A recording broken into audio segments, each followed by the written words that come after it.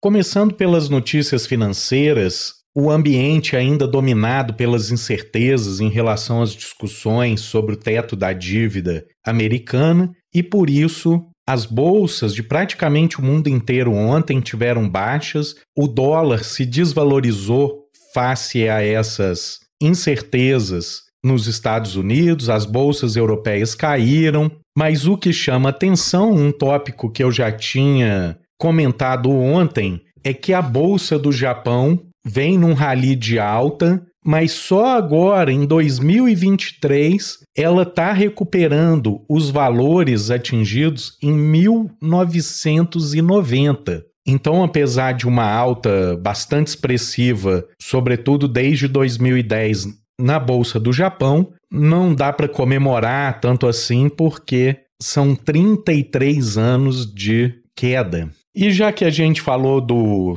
teto da dívida, as discussões no Congresso americano, ontem as sinalizações muito positivas, os congressistas ouvidos aí pelo Washington Post falando que o acordo deve ser finalizado ainda essa semana, que está bem alinhado os dois lados. Então essa sinalização muito positiva para o mercado financeiro, para a economia americana e de fato aí se evitando o desastre financeiro que poderia acontecer caso esse acordo não fosse alcançado. Falando um pouco mais da política internacional, essa semana vai ter o importante encontro do G7 em Hiroshima, no Japão, as principais economias do mundo se reunindo e parece que a linha buscada pelo Japão vai ser a de confronto com a China. Obviamente que o Japão sofrendo muitas pressões americanas para tensionar essa relação com a China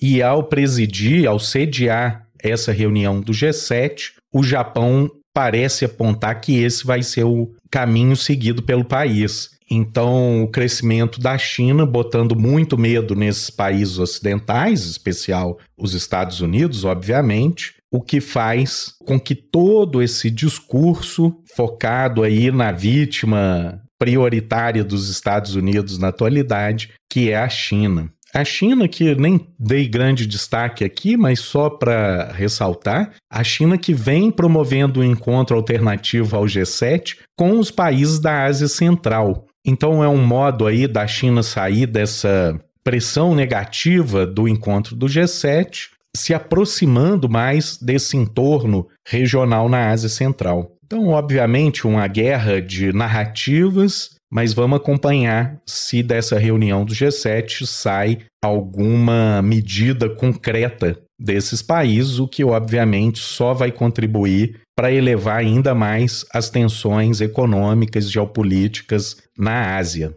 Uma outra notícia muito importante de ontem: o presidente do ChatGPT, a empresa de inteligência artificial, que vem sendo o grande tema da atualidade, a grande discussão, e inclusive com repercussões aqui no Brasil, o tal PL da fake news, e esse depoimento do presidente do ChatGPT ao Congresso americano, muito curioso, porque coloca em perspectiva, do ponto de vista da própria indústria, que essas inteligências artificiais elas têm grandes perigos em torno do seu desenvolvimento. Então aí o presidente do ChatGPT admitindo esse risco da ferramenta, e um dos principais pontos destacado por ele nessa audiência é a questão de manipulação de informações, de fake news, do uso político, interferência em eleições, inclusive na americana, que é onde estava sendo a discussão, com o uso dessas ferramentas.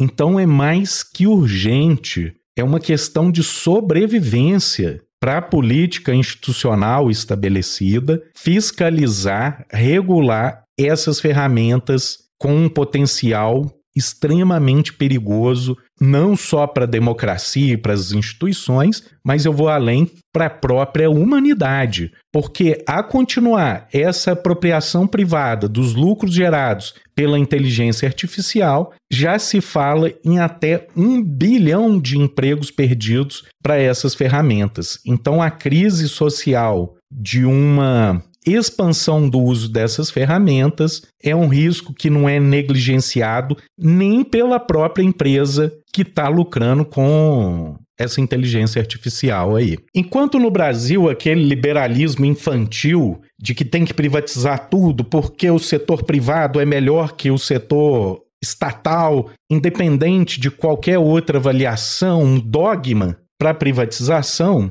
eu já chamei atenção ontem sobre a discussão bastante avançada, com amplo apoio, inclusive nos setores mais liberais da Inglaterra, para a renacionalização do setor de água. A água é uma necessidade humana, ela não pode ser submetida pura e exclusivamente à lógica do lucro. E a gente vê hoje que não se limita ao setor da água essa discussão na Inglaterra. E hoje o Financial Times traz essas mesmas pressões, um grande e importante sindicato inglês, colocando nesse pacote o setor de distribuição de energia. Com a crise da Ucrânia o ano passado, os preços de energia no Reino Unido simplesmente explodiram. Imagina você aí que está me ouvindo, se de uma hora para outra a sua conta de luz vem com um valor 10 vezes, 8 vezes maior do que o que você está acostumado a pagar. Isso obviamente te quebra, né? Inclusive com evidências que, como as pessoas não tinham dinheiro para pagar a conta de luz, muitas tiveram que desligar o seu aquecimento durante o inverno, e se calcula em até 300 mil mortes na Europa em função dessa crise no setor energético. Então o frio matou até 300 mil pessoas que não tinham dinheiro para pagar a conta de energia. Então energia é uma necessidade humana também. E por isso a Inglaterra, pátria do liberalismo, dos ícones de Adam Smith, David Ricardo, Margaret Thatcher, hoje contestando sobre vários aspectos esse processo de privatização em vários setores. Ontem o da água, hoje o da distribuição de energia elétrica.